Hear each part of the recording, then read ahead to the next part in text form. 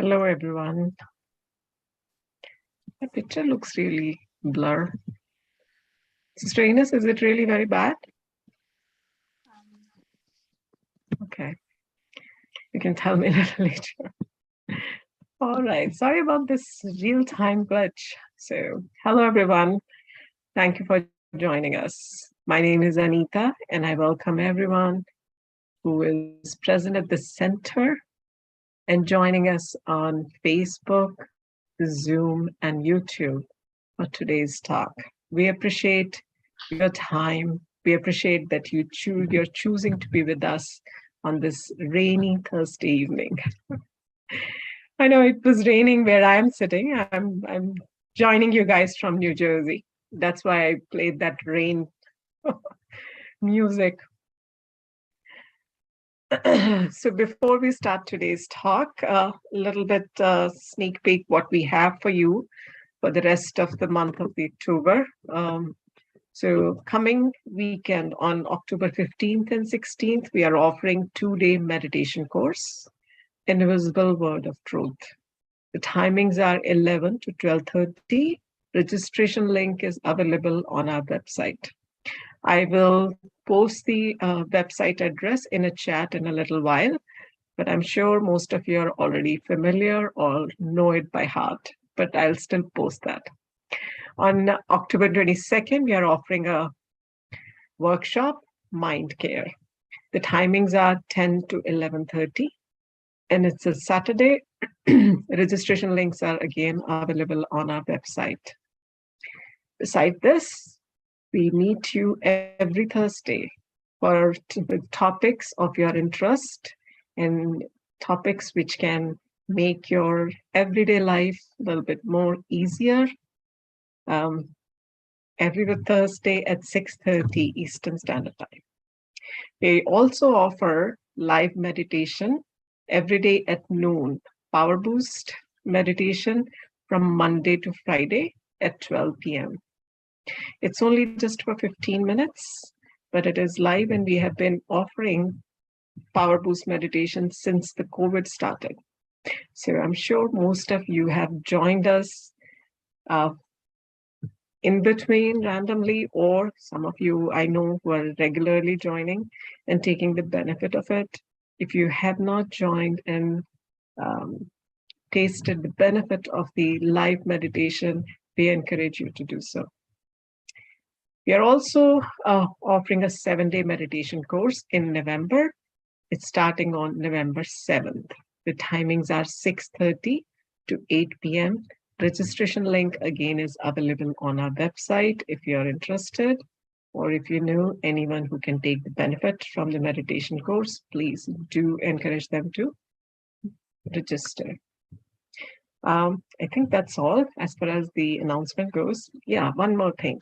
The recordings of the POWERBOOST meditation and recordings of Thursday lectures are available on our YouTube channel. I will post the link for the YouTube channel in a chat in a little while.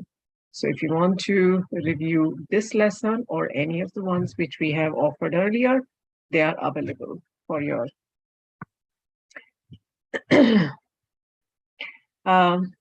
so today's topic, the healing power of silence. Silence has its own language. You remember in your childhood the stern look from parents or maybe your teacher when they want to say something without actually using words? Silence has its own language, right? We could actually pick on their mood swings and all. And when we are sitting in examination halls, writing some test papers or something, we want silence. When people are sick, then also, everyone says, don't make so much noise, just be silent. So silence has its own, it serves us in a lot of different ways, right? But all those things, what I mentioned, that is absence of sound. In spiritual perspective, when we talk about silence, we are not talking absence of sound. We are actually talking silence of mind, which doesn't mean absence of thoughts, which means absence of waste thoughts. What do I mean by that? So if you're not having, you train your mind that it does not create any waste thoughts. So what will only create is the thoughts about the present task, what you need to do. And in the present moment, if you choose to sit in meditation, then you're actually not doing any physical work and your mind can go in silence. And that silence, study proves, is very, very powerful. Not only it relaxes, which is the most obvious and common thing everyone talks about, it also can generate new cell growth. And I'll vouch for it that it also, if you're experiencing any kind of body pain, it reduces the pain. It's a natural analgesic without any side effects. Isn't that a beautiful thing? And there is much more to learn and to take benefit from it. So I'm going to invite Sister Ines Frank to share her thoughts on the healing power of silence so we all can learn to take benefit from it. Good evening, Sister Ines. Very warm welcome. It's very good to be with you. Thank you, Anita Ben. Good evening and welcome to everyone who joined on Zoom. And also welcome to those who joining in person, who are here at the center. Do you want to go? Okay.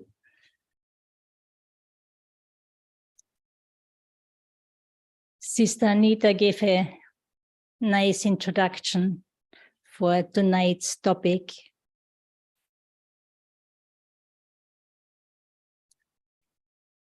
And she also laid out the talks or the topics for the Thursdays, for all the Thursdays in this month. And we are focusing on health in October. And last week, you must have heard from Sister Rona, she took up the challenge to look into the connection between the body, what is going on in the body, and the connection to the soul, the spirit, consciousness. Is there a link? And so tonight we also want to go into that direction and look at some of the subtle aspects, abilities, capacities, treasures that we have and we can use to support the health or the healing of the physical body.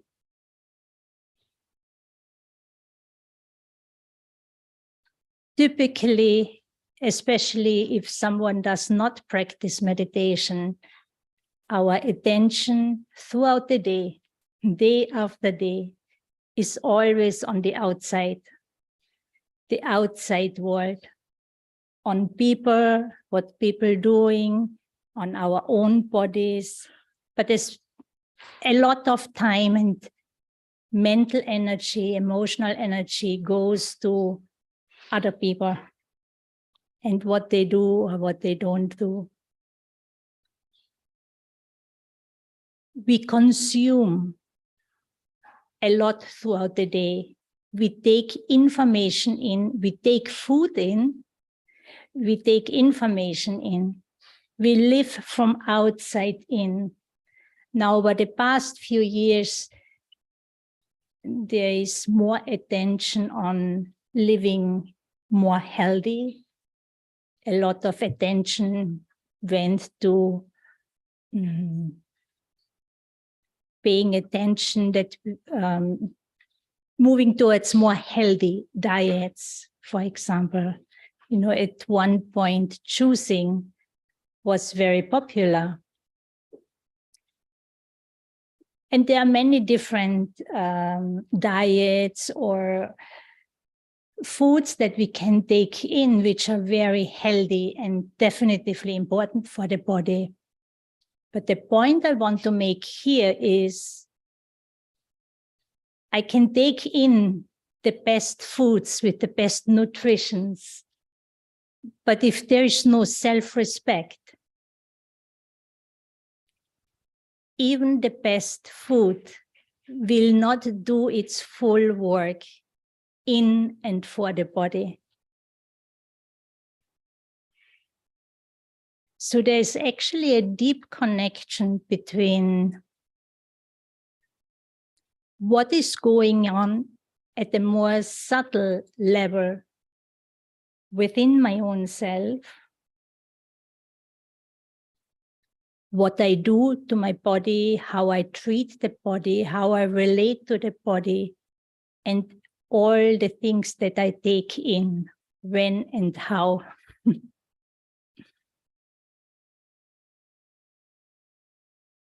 Most of our time or our attention is, like I said at the beginning, is on the outside. And if things don't work, we start to blame. And if things don't work, for example, illnesses emerge, again, we are focused on the outside. And, you know, we try different, we look for medications, we look for solutions, we look for remedies. We try to find different things because we are desperate. We want to have a healthy body. We want to be free of pain. While all of that is good, if we also can more focus and pay attention on our inner self and the food we give to our mind, that means the thoughts that we have, the energy of our own mind.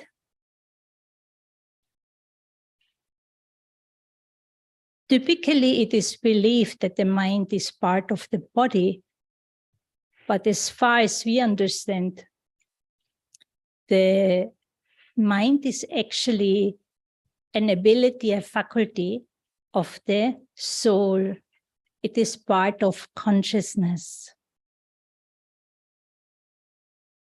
And the mind is that vehicle through which I, the subtle being, the conscious being, the living energy in this body, I am connected with the outer world. So if I eat something that's very yummy, I think I feel it on my tongue, where the taste buds are. But any experience through the physical sense organs is actually experienced at a very subtle level within the mind.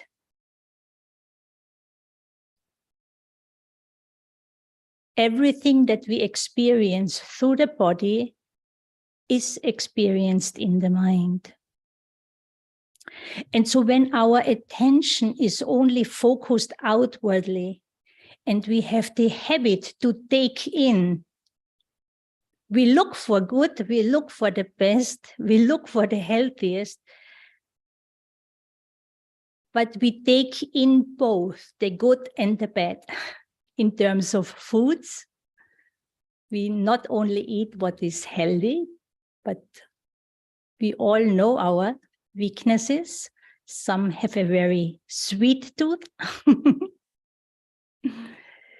Others eat a lot of junk food for different reasons.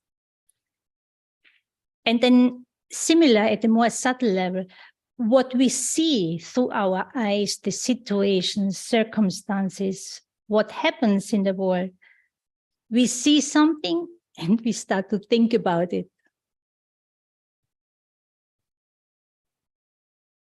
And it's not necessarily that we are always coming from a very benevolent place. We see something, someone is mistreating someone or making comments towards the self. We very quickly react, we start to defend. So a lot of time is how we experience the outer world is through our own reaction. We're reacting to what is happening outside. So why I'm saying all of this is because over time, if we keep taking foods, information, if we just keep taking in everything, and if I have the habit of consuming, because I have the habit, I will take the good and the bad. And so then, if something happens to the body, if there is some accident, if there's an illness, we very easily get stressed. We easily get disturbed, worried, right? Because we very concerned. The greatest fear we have is the fear of death. And all of that is connected with actually a misunderstanding of who we are. A lack of understanding of who I am and my relationship to the body.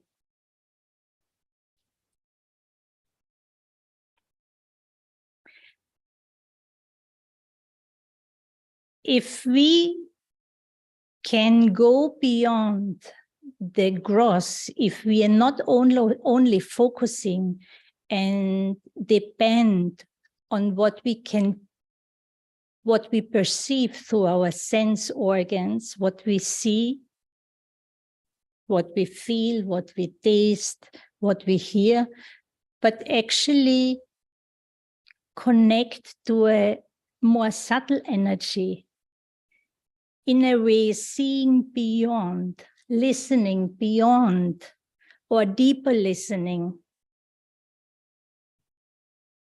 I can connect to a more subtle energy, and most subtle energy in a way, but at the same time, most powerful energy are our thoughts. So the mind is part of human consciousness, and the function of the mind is predominantly to keep generating thoughts.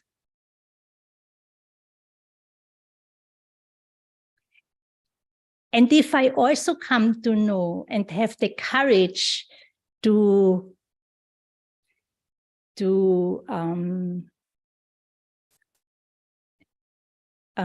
accept, to believe that within my own consciousness is everything I need to be happy, healthy, and wealthy.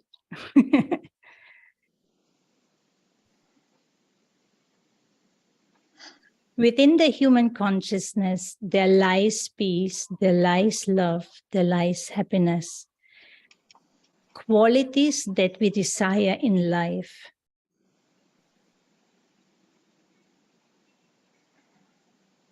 A lot of what we eat, how much we eat, even when we eat and how we eat, is connected to our state of mind, is connected to our emotional being.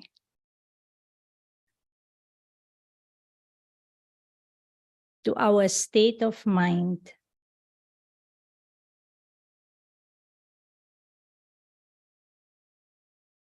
And our state of mind is very much influenced through the information that we give to the mind. So if I now, for example, choose another approach, instead of consuming everything from the outside, and look at myself from a more subtle perspective, from a more spiritual perspective, I come to understand that I, the living being, the conscious being that I am, is of goodness. And that I have a right to all those good qualities, the qualities that we desire: sweetness, love, peace, happiness, joy.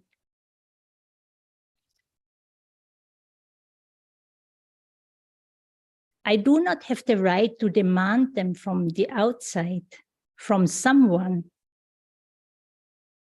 or expect that someone will give it to me, but I have the right to be it. And then, of course, ultimately to also connect to the source of goodness, and draw it from there. Why I'm going into that detail? Because if we can look at the self with a more positive, hopeful, benevolent vision, which is independent actually of my physical body, independent of what others reflect to me, independent of the situations and circumstances I am in. And if I have the courage to follow that idea and experiment with it, I will come to know, I will start to find out that I can have very positive, very pure, very uplifting, encouraging thoughts about the self, and eventually also for the world, which is more or less a practice. But it has to start with the self.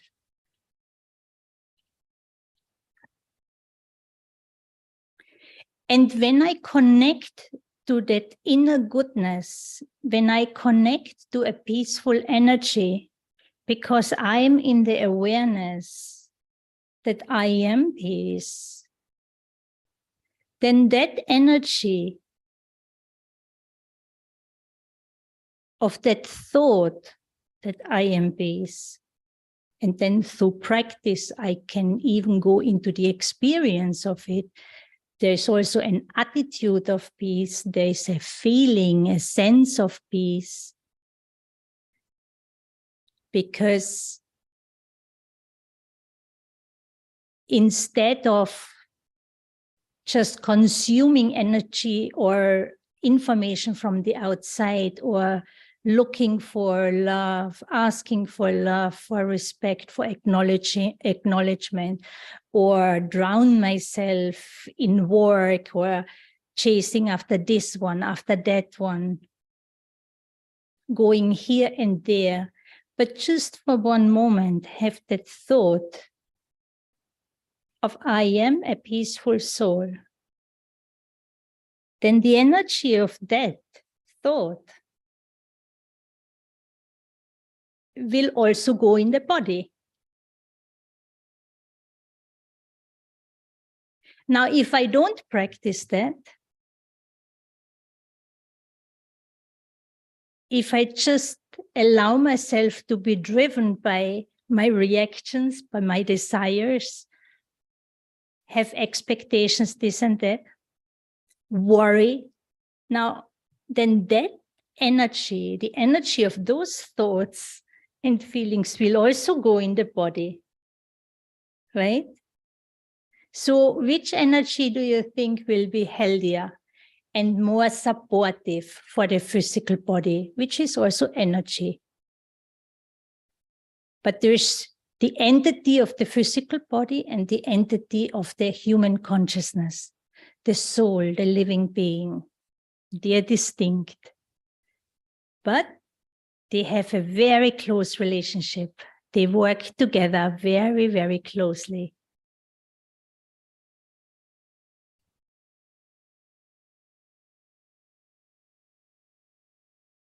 Now, I assume that many kind of know, maybe intuitively, maybe you have heard about it, that yes, an inner silence, a silence, that silence can be healing.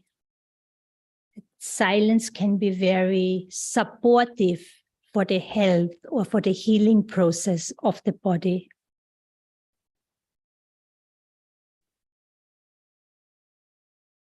But if that silence is then filled with vibrations, with pure vibrations of peace, a form of love, of acceptance, for example, accepting that this is the situation right now, this is what's going on with the body. And because I'm in a positive state of mind, I'm connected to my spiritual identity, where I know very deeply that goodness will prevail, and what I need to experience and what I need to give to the body is peace. And if I have those pure thoughts, there will be also patience, there will be hope.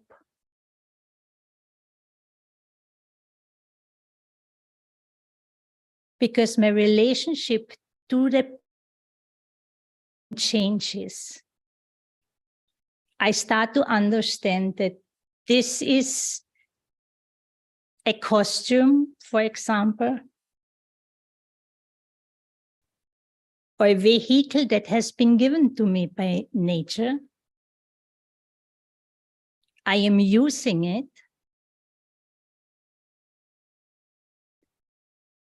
But somewhere down the line, I may not have used it in the most beneficial way. I use the body maybe more for fulfilling my desires,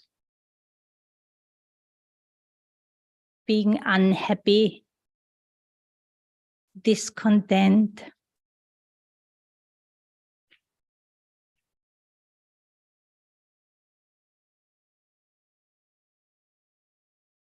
And so eventually that will backfire.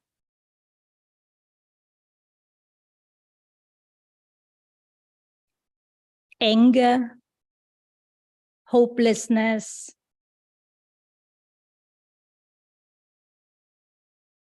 fear is a big one. These are all energies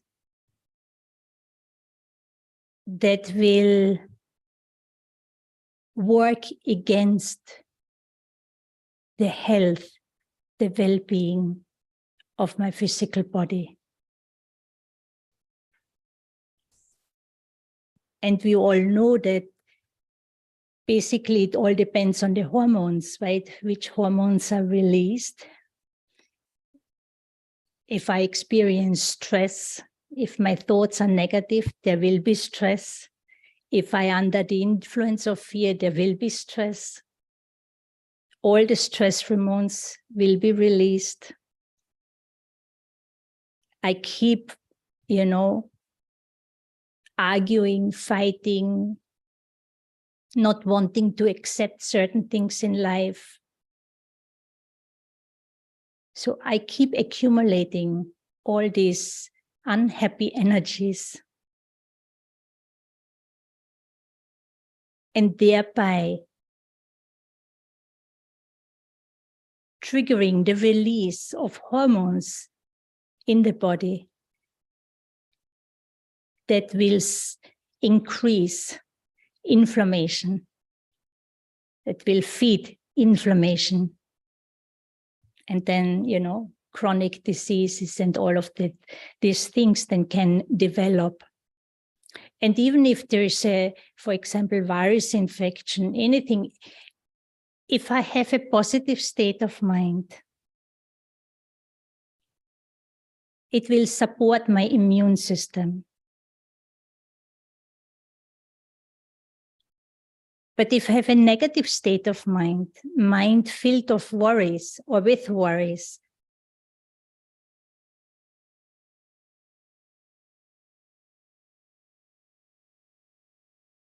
it will dampen the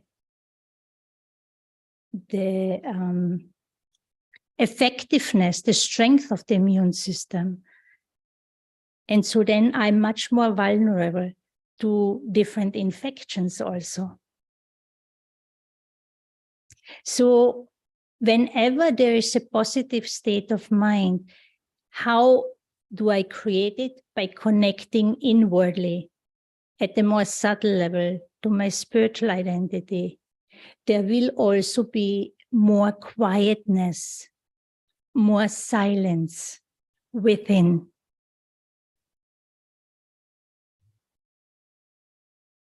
When there is negative thinking, when there is worry, fearful thinking, upsetness, anger in any form,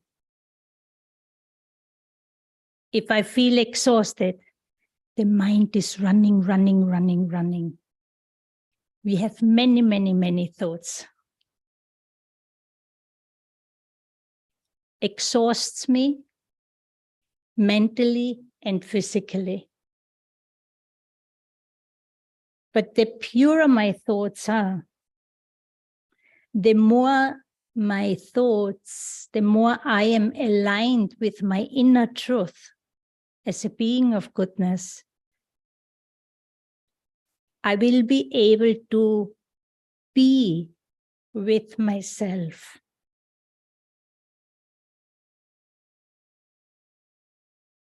Now, it is, of course, a learning and practice to develop that inner state. And on that journey, we will also have to learn to accommodate some unhappiness, some fears. But that doesn't mean I have to deprive myself of my own presence. I don't have to run away from myself, distract myself and let the mind just go wherever it wants. No. Developing spiritual strength, inner strength, means that I'm also learning to give and maintain my own company. And the more I can be with myself,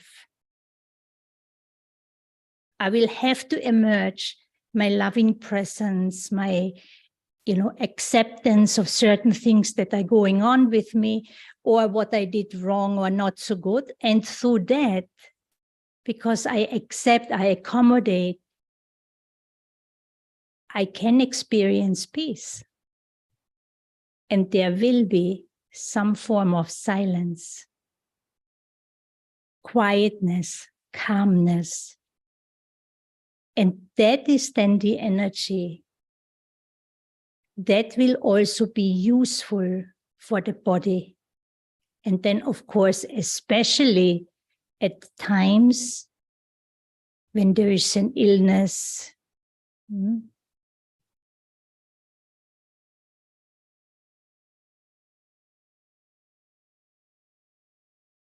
So these are the healing vibrations that we can generate dependent on what is going on in my mind.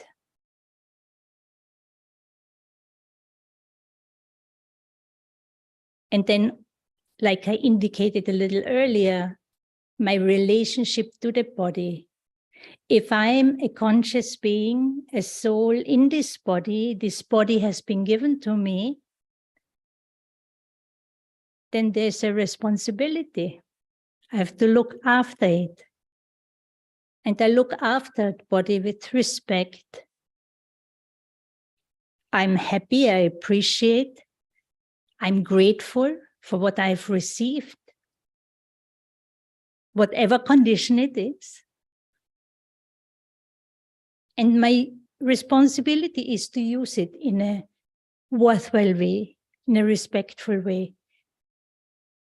in a way where I express goodness and bring goodness to the world.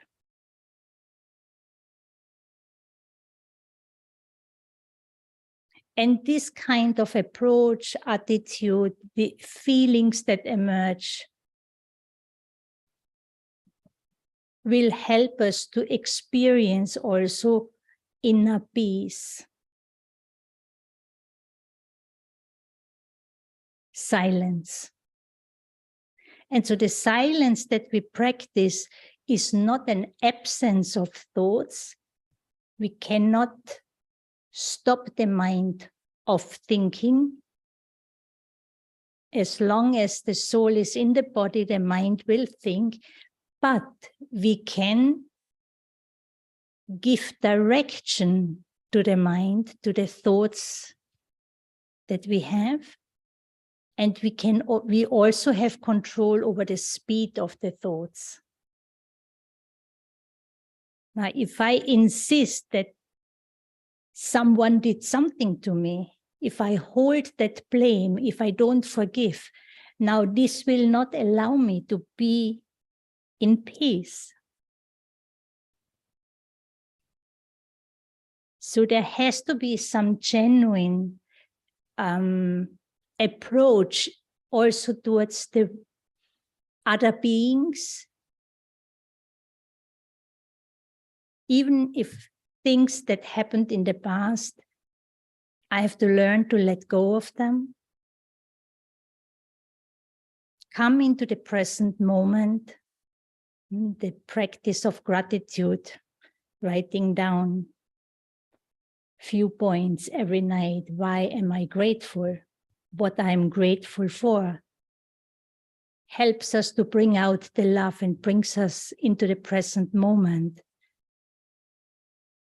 Connect myself consciously with the body and have a positive attitude towards the body.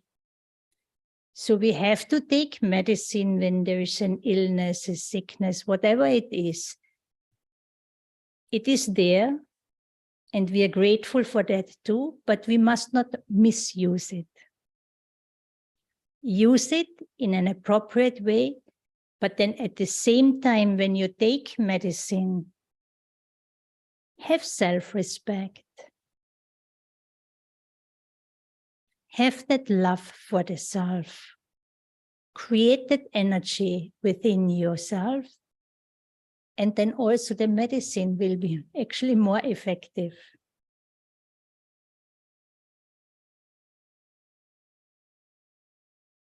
And so in the connection of body and mind, one is pain that we experience, but then what causes a lot of stress is the suffering.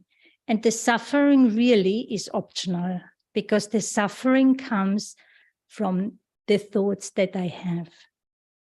So if I don't know about my true self, if I'm just, stuck in the body, believing that I am this body, and if the body dies, I will die.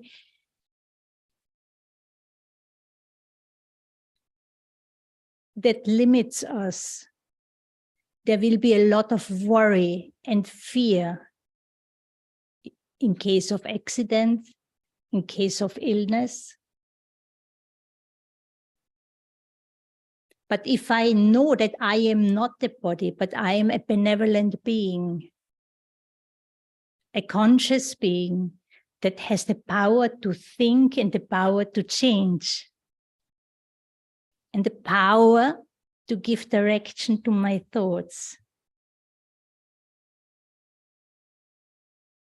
I can become a positive influence for this physical costume. And so later in the month, there is also a session where we'll talk about the signals that come to us that we receive from nature. But we don't necessarily pay attention to them, or if we pay attention, we don't understand or get the proper message.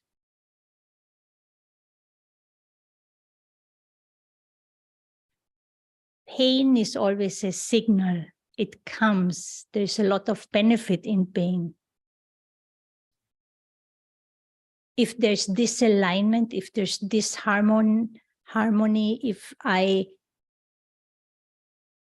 if there's no respect towards the body, if I use the body just for sense gratification, there will be a lot of consequences. And so pain comes to tell me, wait a moment, there's something that you're not doing right. But at the same time, if pain is there, I can learn to tolerate pain. And again, it will help me to become quiet, to become still inside, and focus the energy that I have on the healing of the body by accepting whatever is. So not working against, but with and for the body. Okay, so let us stop here for now and see if anyone has a question or a comment to make.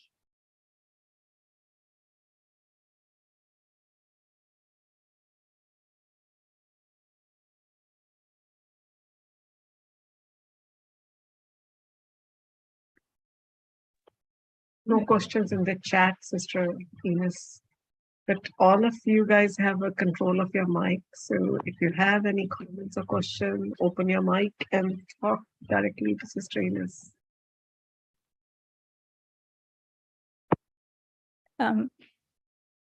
Anita, I'm not sure, was this a question or?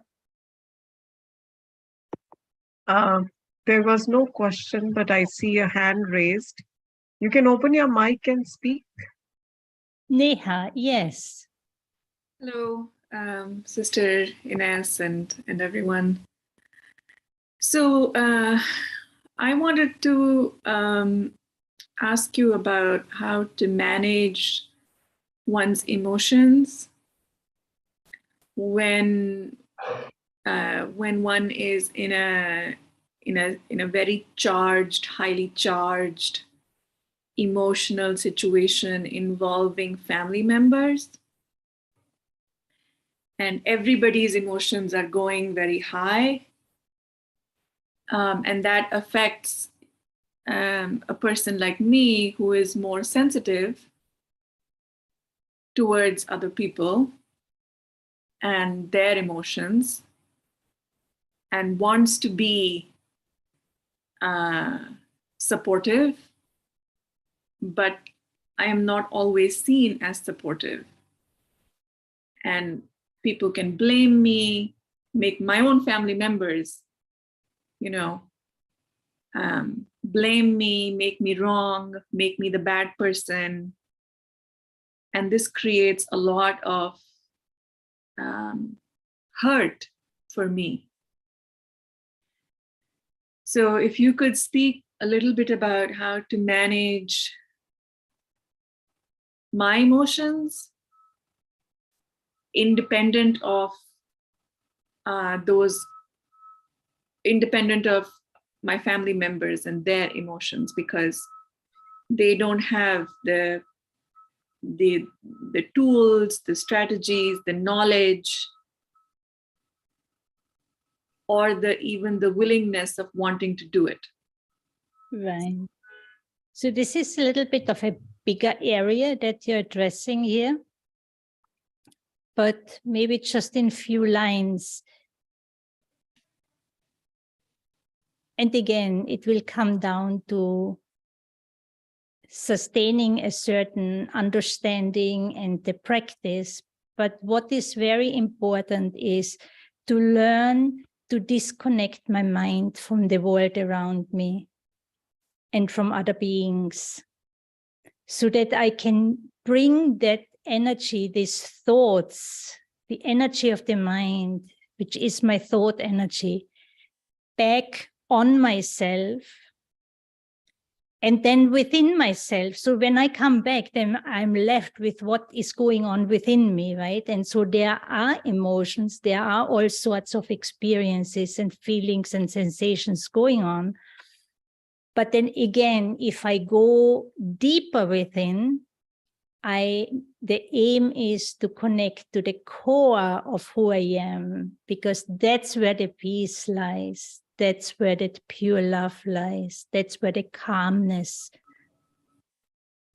is. So emotions, energies, emotions in motion, because something in my consciousness got disturbed. Like I said, I'm not going to go now into, because it's a little bit of a bigger topic. But there are practice, there's an understanding and practices where I can go beyond, deeper within, and understanding that the emotions is not who I am, but acknowledge them. That's what I feel. I feel angry, but I am not anger. Disidentifying with them, right? And so as I then connect deeper within, so I'm connecting also with that understanding that it is my responsibility and it's my aim, and I do it with love, to uphold a very pure self-image, like how God sees me, instead of taking things personal that even family members say. And it's in all families, including spiritual family, the closest ones, we can hurt each other most, because we give a lot of value also, and there can be attachment. So to disconnect my thoughts from the outside and use that thought energy of the mind to how does God see me? God as the ocean of love, God as the ocean of peace, the ocean of virtues, the ultimate source of strength. My Father, the Father of the conscious being, the benevolent one, the bestower. How does the liberator, the remover of sorrow, bestower of happiness, how does that being see me? And so as a child of the Supreme Being, the ocean of love, I have a right to love and to see myself in that image and remind myself about those energies and those qualities. And those of you who have a connection, a relationship, who have good feelings for God, love for God, then God, because I have love for God, God will show me how to love myself. Because I can actually only have love for myself when I experience love, when I have love for someone. Now, we have love for human beings, but there's a lot of problems with that. So to turn my love, the love of the conscious being that I am, I'm a conscious being of light. I'm a soul, a subtle being. I have naturally love for the Supreme Being. Now the Supreme Being will show me how to love myself and uphold my own self-respect. And I think this is a very relevant, very important aspect, if we like it or not, if we appreciate it or not, because we are living now in a time where everyone gets easily stressed. Everyone is searching. Everyone is weak. And everyone does their best. So instead of hoping, expecting from each other, why not turning towards the source and make God my best friend, make God the one I take from. And so this will help me because each time my thoughts are connected to someone, it's like internally at a subtle level, you're downloading all the information connected with that one. And whatever state they are in, it will have an influence on you too. So we are constantly, under influence of those around us. How to remain stable is a good question. One is to connect inwardly, but then we have to build strength, right? Where to take from. So that's why to go up above and to strengthen that relationship, build and strengthen that relationship and take from the source. And then whatever I experience, you share that with the outer world.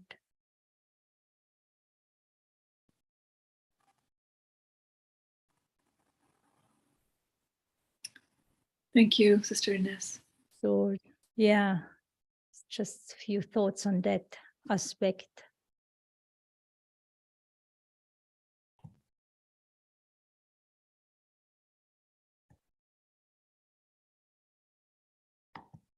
Should we? Yes, there's one more question or hand up. Varsha. Varsha, yes. Hello. Sister, our body has memory of dying. Body has died before. So with this understanding that myself, me, consciousness, awareness, it is eternal and it does not die. However, the cells have memory, body has this habitual error, so to call or whatever, that it is going to die. So what happens? The understanding says, but body reacts when there is a threat. How do we bring this together? A good question. Definitely the bodily cells, they also they carry a memory. And there's an influence of that on the self, definitively. But then again, remember that the soul, the living energy, has the capacity, the power to think, to discern, to decide. I have choices. And so the more I strengthen the understanding and the connection to myself and to the source, I will be able to go beyond the influences that come from the body based on that memory. There are bodily sensations, there are bodily reactions. I will feel them, but it doesn't necessarily mean I've initiated them. So it's a difference between feeling and how to say, what I am doing. You can feel some pain, and we know there can be experience of pain even though after the healing, because of a certain memory effect, right?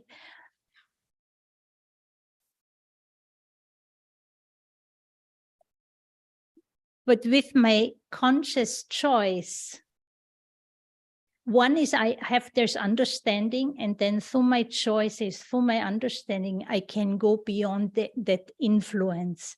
I am not the victim or the slave or a passive receiver of bodily sensations or what I see or what I hear. The mind, if you don't look after your mind, if you don't give direction to your mind, if you don't choose the direction of your thoughts, the mind has its own mind. Meaning the mind is like a sponge. It will just absorb whatever we perceive through the eyes, the ears, the mouth, the taste buds, the touch, sensations of the body. The mind will just absorb, doesn't discriminate.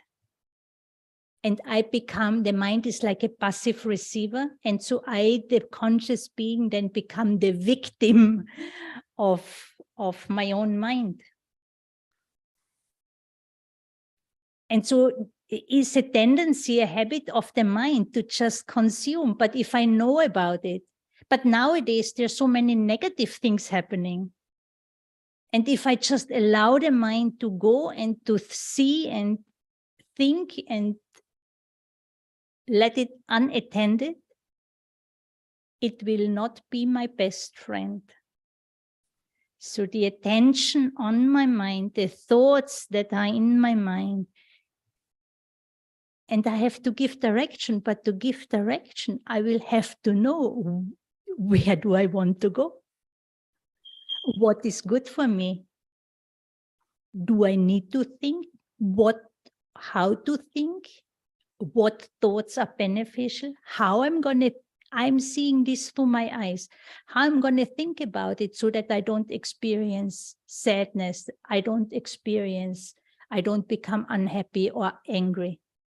So that's why we study. There's a spiritual study and we have daily spiritual classes. So there's a body of knowledge, and studying spiritual knowledge, practicing it, it will help us to develop a more appropriate understanding of who I am, my relationship to my own body, my relationship to my own self, relationship to the body, relationship to people, relationship to nature, and how to perceive. Situations will always be there, but how do I perceive so that I don't work against my own self, that I don't create the upheaval in myself without denying what is really happening. You understand? It's too much to go into all of this now, but just to give you a little bit of an idea that there's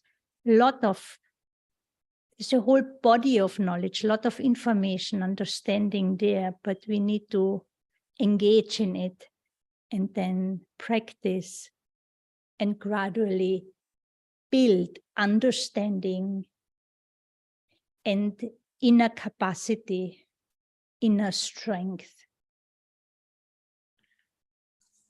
But we have the power to do so. And every little step you take, there will be benefit. So I'm hearing our music coming on here. It's telling me it's already 7:30.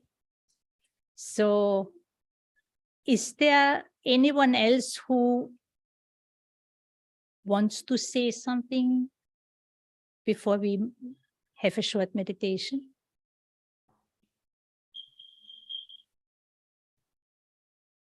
So let us then move into a few minutes of meditation.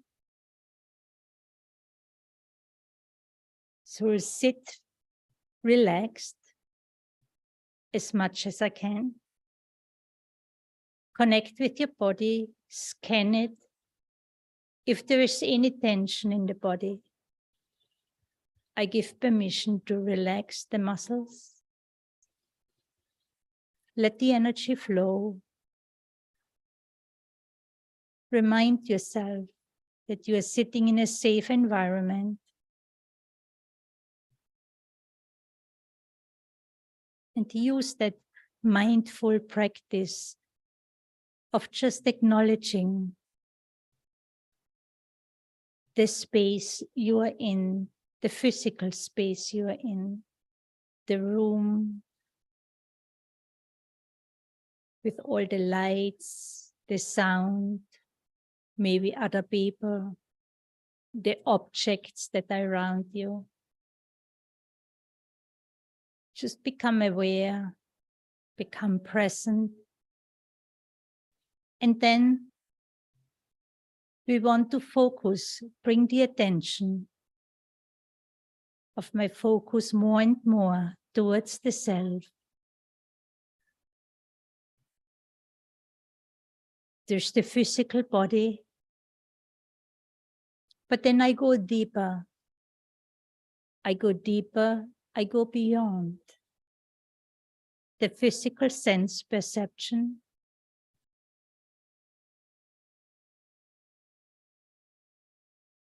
It is like I go inward, connecting to my inner self, connecting to my true self. And on the way in,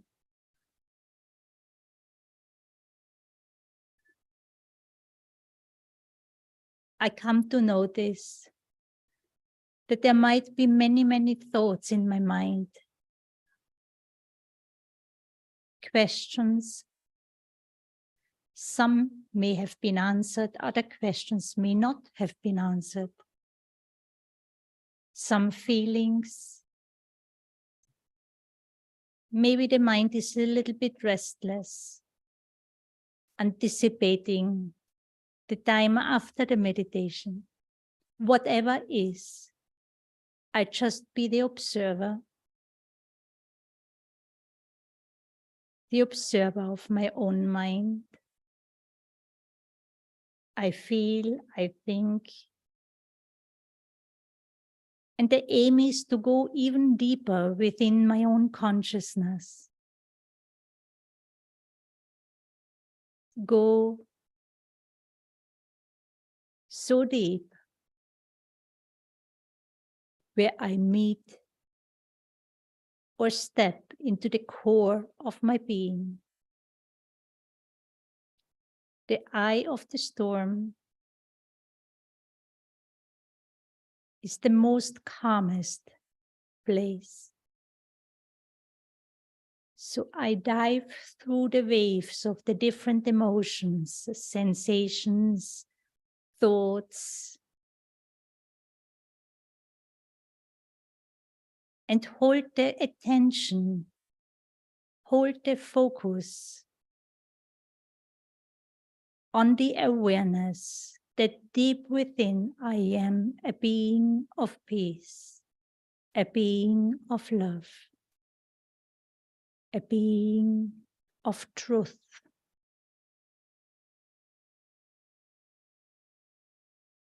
I recognize my true value, the value of peace, the value of respect, honesty, acceptance, forgiveness, compassion, different expressions of love. As I need all of those qualities to accommodate any disturbances within myself.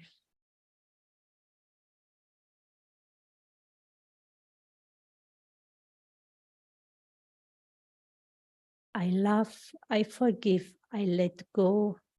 I focus just on the awareness of my true inner self, where there's calmness, quietness, stillness.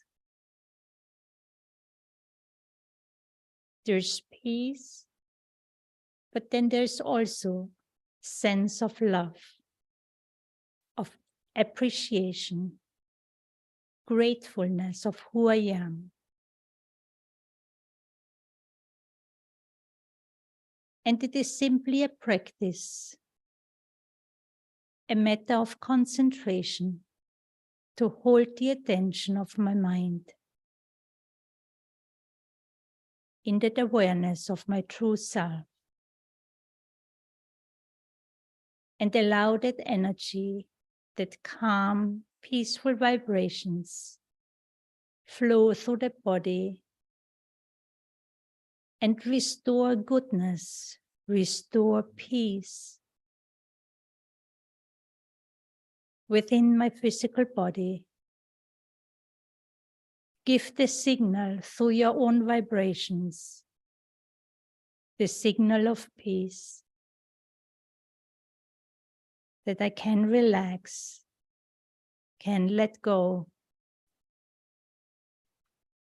And there's that unlimited love of acceptance for whatever is.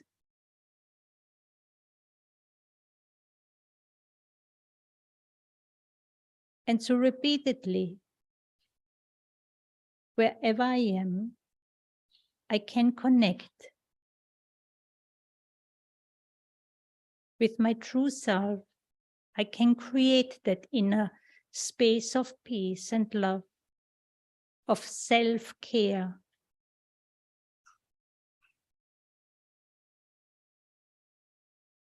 To not only do good for myself, but also support the health or the healing of the body. Om Shanti.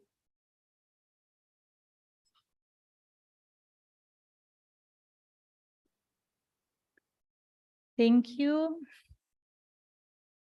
for joining. Thank you. The participation. Thank you, Om Sister Shanti. Anne. Thank you. Thank you so much.